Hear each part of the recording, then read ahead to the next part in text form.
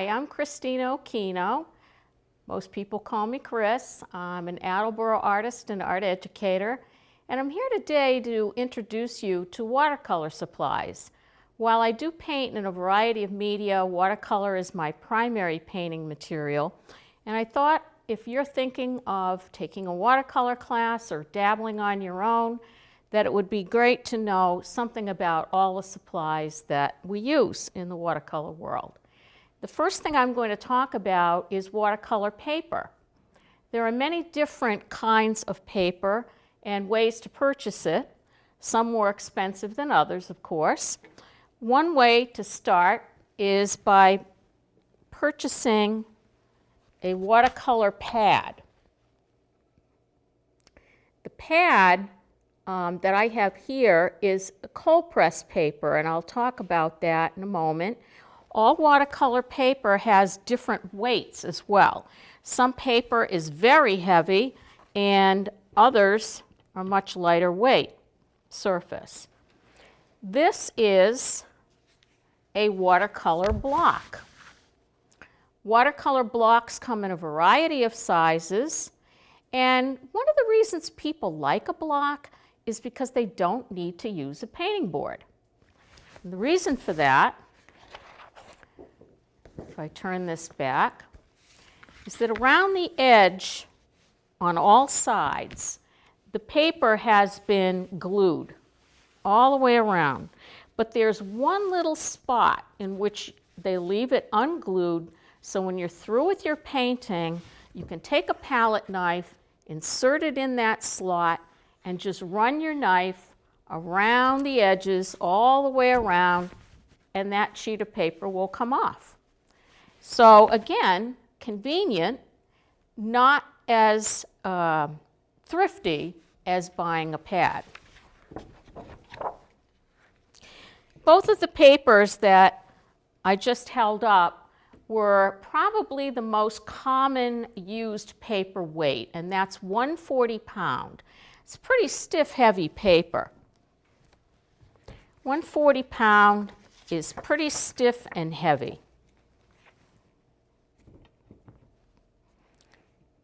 Over here I have a collection of papers. This paper that I'm holding up is made by a company called Arches, and they make a variety of surfaces and a variety of weights. 90 pound, 140 pound, 200, 300, even 500 pound paper. It's cotton rag, 100% cotton rag, meaning it's very absorbent. It also is, I think, a spectacular surface because it allows you to lift dry paint for different effects. And not all surfaces will allow that. Less expensive paper, like the ones in pads, just hardly ever allow you to lift the paint up. So it changes the way you want to work with that. The first one I have is a very smooth surface. There's really no texture to this at all. This type of paper is good if you're an illustrator, if you're going to use pen and ink along with watercolor. This might make a really nice surface. The next surface is 140 pound cold press. This is the most commonly used surface. It has a little bit of texture in it. And that allows you to add texture to your paintings as well.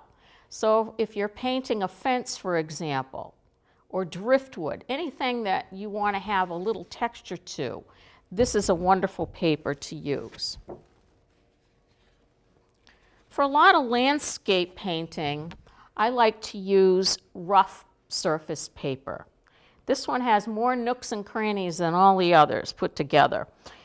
It's great if you want to paint that weathered barn, if you're painting rocks, if you're painting foliage on trees. 140 pound rough paper might be a good selection. This is not paper at all. This is actually a plastic surface called Yupo. Over the last 20 years, Yupo's become very popular. It's really like painting on such a slick surface that the paint won't absorb into it. It stays right on the surface. That means that you really need to practice so that every time you put a stroke down, you're not lifting up the stroke you put down before. Very different paper, but a lot of fun to play around on.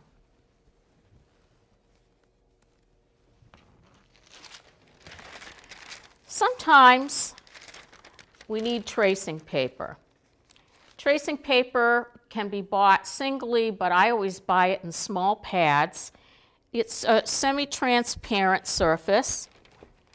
If I want to trace something because I'd like to repaint it, or maybe I want to trace a photograph or a part of a photograph so that I can do a sketch, I will use tracing paper to place over and trace it out.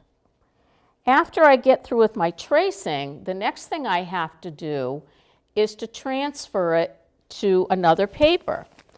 And for that, I use something called graphite transfer paper. This particular thing here is 2 sheets, 18 by 24 inches, so you can actually trace and transfer a very large painting using this size. It looks gray.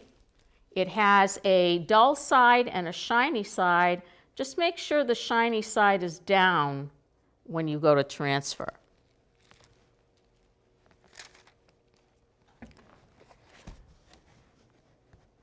This is one of many sketchbooks that I have.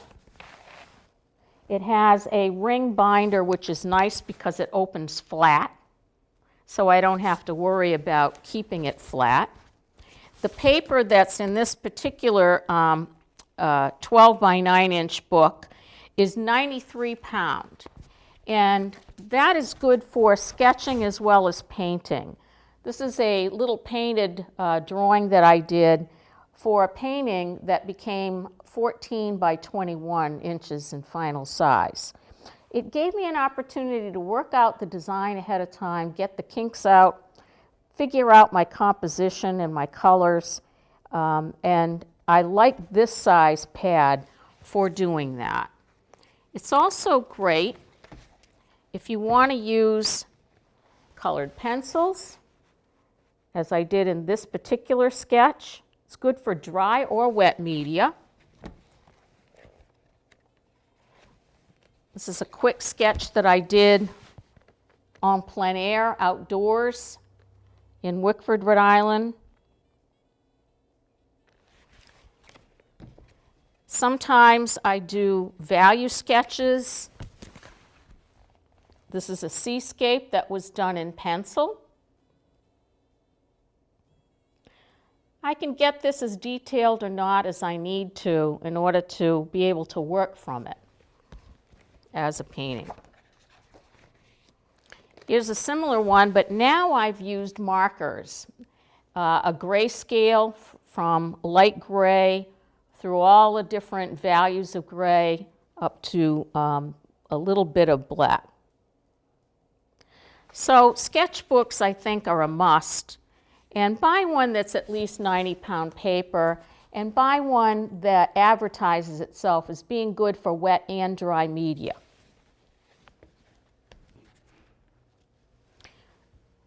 Some of the other supplies you're obviously going to need are paints. And paints have to be placed on a palette. I have a couple different palettes with me here today. This palette holds 12 main colors around what's a color wheel, and it has an area for brushes, which I filled with paint today, but it's a very good palette, very lightweight and durable. It's made by Richardson Company. It comes with a palette, so it tells you exactly where all of your paint colors go. And if you're just starting in watercolor, that's a very helpful thing. It comes with a lid as well. This palette, again, has a lid so that when you're carrying it, you don't have to worry about things getting wet. This is my studio palette. You can see the color wheel for this palette is much broader, so I can put out a lot more color. I don't need all these colors when I'm painting outdoors or traveling, but it's really nice to have this in my studio. Now the question is, what kind of paints to use? I like to use artist grade colors, and artist grade colors are 99% of the time in tubes as opposed to pans. Tube color that says artist quality means that there's a lot of pigment and not a lot of filler. Gum arabic and pigment is what makes up watercolor paint. The more pigment, the higher quality, the richer the color. For me, that's a must. You can buy paints in many different sizes. This is a really large 37 milliliter tube. Certain colors I use a lot, and it's much more cost effective to find those colors that you use a lot, and when you do, buy big tubes. This is a little bit smaller, 14 milliliter, very common size tube. Again, if you use a lot of paint colors, you realize what colors you enjoy, you want to buy this size as opposed to this size. This is like 3 squirts of paint for me, so it doesn't last very long. The only time I tend to buy a smaller size is if I want to experiment and try a new color and see if I like it. We all have to store our paint someplace. So what I've discovered through one of my students actually were these little plastic boxes. I bought these at a local craft store. They have plastic dividers that can come in and out, which is kind of nice. So I can decide how big I want each compartment to be, whether it's for large tubes or small tubes. I can close it up with a snap, and I can see the paint colors. So when you're searching for colors, you don't want to have to search in a big bag. It's really nice to have something like this. They come in a variety of sizes. Here's a large one, a lot more different areas for paint. And you can arrange them by color if you want. Put all your reds in one, yellows in another, blues in another. It helps you stay organized, which is always a good thing. One of the other supplies that is essential if you're a watercolor painter, at least it is for me, is using some type of masking fluid or drawing gum. This is a drawing gum liquid that's made by a company called PBO. Masking fluids are made by many companies, Winsor & Newton, Grumbacher, just to name a couple. I happen to like this one better simply because I like the way it flows onto the paper. So what is masking fluid? You use masking fluid when you want to keep an area white. I painted it on. What you see is a blue-gray stroke of color. Around it, I painted purple or violet. I can take something called a rubber cement pickup. Looks like a piece of crepe shoe sole. I can rub it off using that or my finger, and there's the white of the paper saved. So if there are small areas in particular that you feel you're going to have a very hard time painting around, you really need to buy some masking fluid. Now, of course, once I've decided on the subject I want to work on, I might be working outdoors or I might be working in the studio from a photograph or a still life setup. I need to have pencils. I keep my pencils and a few erasers in this little pencil box. It has a little snap-on lid, In here, when I travel, I can keep a little brass pencil sharpener, which is convenient. I can keep different kinds of erasers. I have a kneaded eraser, which looks like it's all smushed together like putty. It's a very soft eraser. It basically will just lift up the pencil. If you really need to erase hard, then you need something more like the plastic eraser that I have in my hand here. I also like, for sketching, to have micron pens, which are various sizes and colors. It's like doing a pen and ink sketch in your sketchbook. I like to travel with that. The pencil that I use most often, believe it or not, is just your plain old 2B pencil, just like you used in school. 2B pencils are not going to smudge as much as other pencils, which makes a lot of sense because you don't want smudges in your artwork.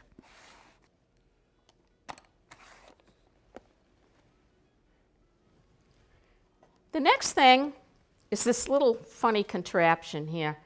Good when you've got toothpaste that's at the bottom and needs to be moved up.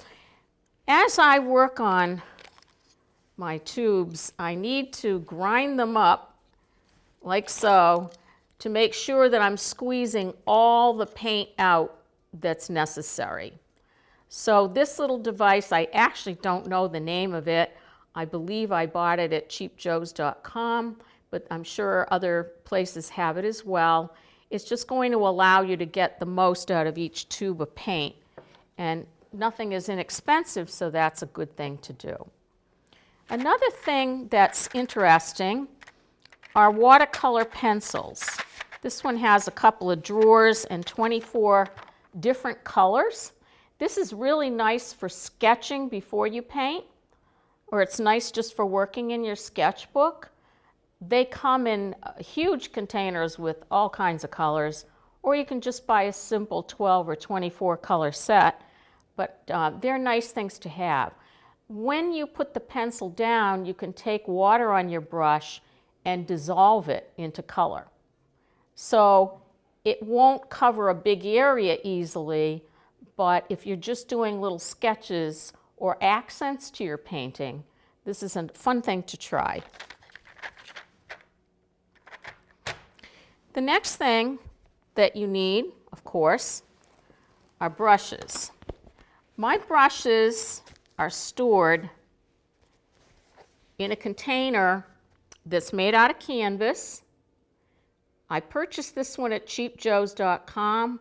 There are many other that are very similar in different companies.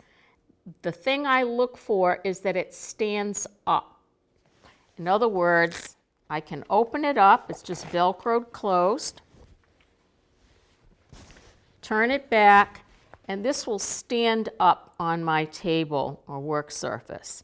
And I like that very much. And you'll find there are many other designs that work the same way. You can see that I have a variety of brushes in this. And I have a little piece of paper that will show you what some of these brushes do.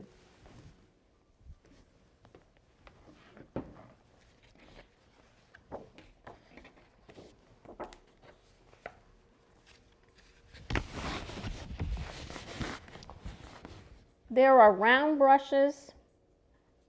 There are square-edged, what we call flats. There are rigger brushes that are used by artists to paint, yes, the rigging on a boat or a telephone line or any real thin, skinny line that they would like. And there are all kinds of other combination brushes as well. The one at the top, that one, is a round that does not come to a point. You can see it has a very oval kind of shape to it.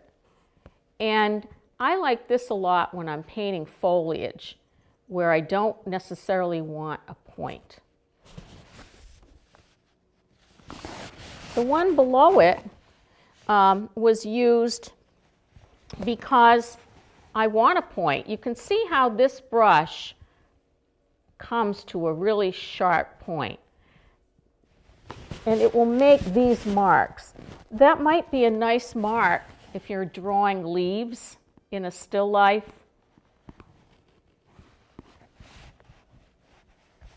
The next one, if I can find it here. The next one for the grasses, and these textures might be wood, for example, or wood grain texture, was made by something called a fan brush. It looks exactly like that. It looks like a fan. These come in a variety of sizes, but I find that this size is really ideal for my needs. The next one is a brush that I haven't owned for very long. Some people like to call this a cat's tongue brush. Can you see why? It has a wide bottom, but it tapers up to a point. That allows me to make a wide wash mark, or if I turn it this way, I can actually paint with the point of the brush as well. These are fish that I made just by stroking and lifting to get the little details on the side and the tail, the fins, and all in one easy stroke. So sometimes the brush you use can do the work for you. This brush down here is a sword tail brush. I think you can kind of see it's very long. It's tapered to one side. It's as if you cut the hair off on one side of the brush. And I like that because I'm able to make these marks. This looks like a seagull or a bird. And that kind of thing can just be done with this type of brush. And the next set is flats. This is a big flat. This is a 1-inch flat. I have others that are 2-inch, 1.5 inch. It really depends on how large your painting is. If you're going to paint 22 by 30-inch painting, then you might want a brush bigger than this. But this is a general size for a good wash brush. It allows me to paint square and rectangular marks when I want to. There are many different sizes that I have. I have 1/2 inch, I have 1/4 inch, 1 inch on up. Here's a little 1/4 inch. Buy a good brush and it'll last you for over 40 years like this one has for me. When I was in college, this cost me 85 cents. That tells you something about me, doesn't it? Here's a long one. You can see I've used this a lot, all the paint's coming off of it, but it's an old brush, so I've gotten a lot of mileage out of it. Not all brushes are expensive. There are good brushes that are inexpensive, and some of those that I really love are these brushes by Escoda Perla. They're brushes that I believe I got at cheapjoes.com or Jerry's Artorama. They are all synthetic. And yes, they're white, and yes, they will stain, but that stain isn't going to come out in your painting. They're very, very wonderful, springy brushes to have. I even have really large rounds like this that will come to a point. Again, if I'm working on a big painting, that's very, very important. Down here at the bottom, these little lines, telephone lines, or maybe lines of wire on a fence, this is the rigger brush. It's a very long, skinny-haired brush. I also use this to sign my name onto my artwork as well. And if you really want detail, you can get down to size 0 and buy yourself a really little tiny brush for those really small details in a small painting.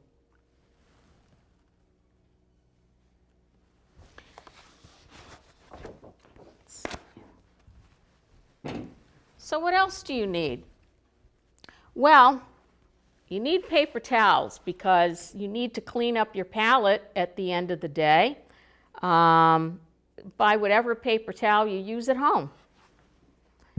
I have 2 water containers with me. You can tell I've used them a long time. They're not very clean looking.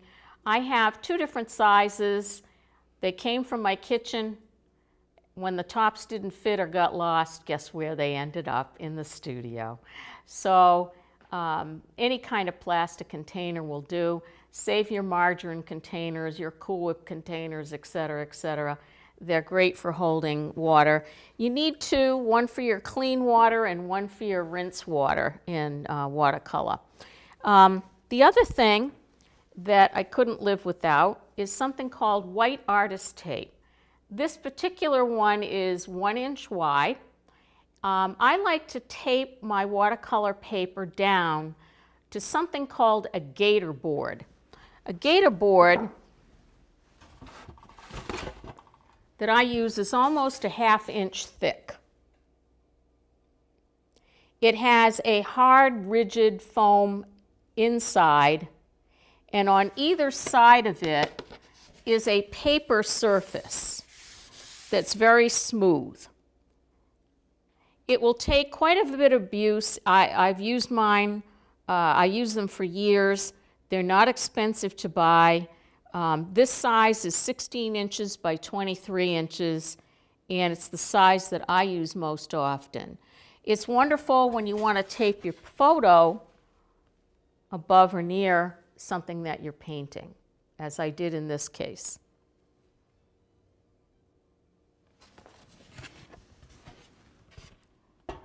A little while back, I mentioned the masking fluid. What I forgot to mention is that when you put the masking fluid on your paper, you want to use what I call a cheap, ugly brush. You don't want to use an expensive brush because eventually that gummy fluid will ruin the brush.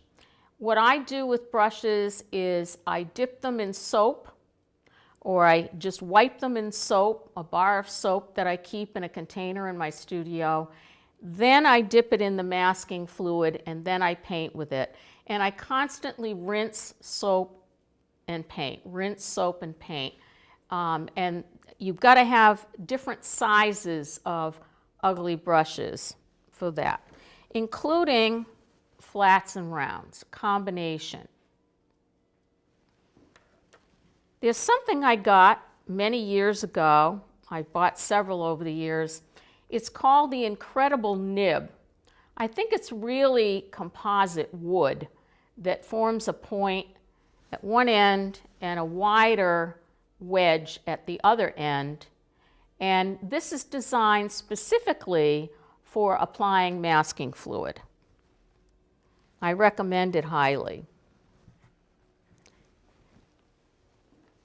The last thing I'm going to point out is an easel.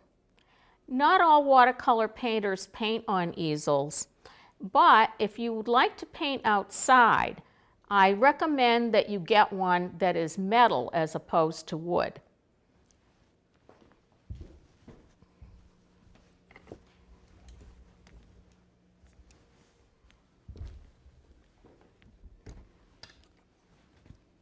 This easel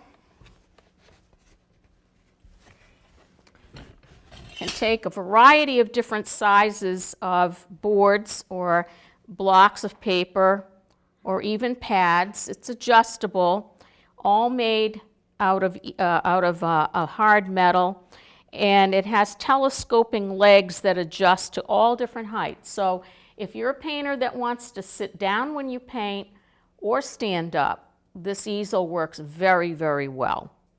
So look for metal easels. There are several on the market, not difficult to find at all. Finally, I have to be able to carry all of my supplies around. And for that, I have this bag. This bag, I have to look at the thing again. It's called Just Stow It, and it's made by the Martin F. Weber Company. It has all kinds of different compartments in the back, in the front, inside. There are loads of different compartments. I don't know if you can see all that.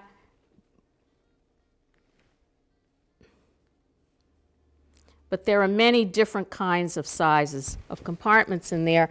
So I can literally put everything that I need for painting and traveling in there. Even a travel palette. This is a little tiny travel palette. This is called Pan Watercolors. This is a particularly good one made by Yarka, and that's because they don't use a lot of filler. They pour in very high quality color in their palette, and some of these that you find also include a little travel brush with them.